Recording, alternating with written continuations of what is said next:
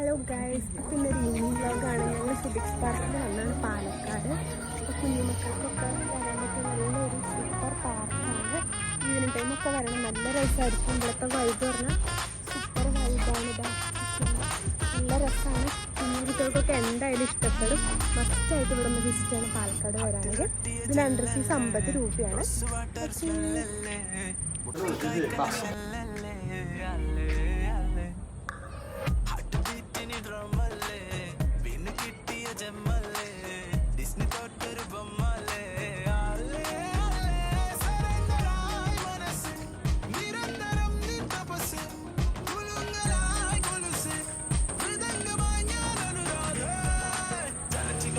കുറേ നമുക്ക് ഫോട്ടോസ് എടുക്കാം.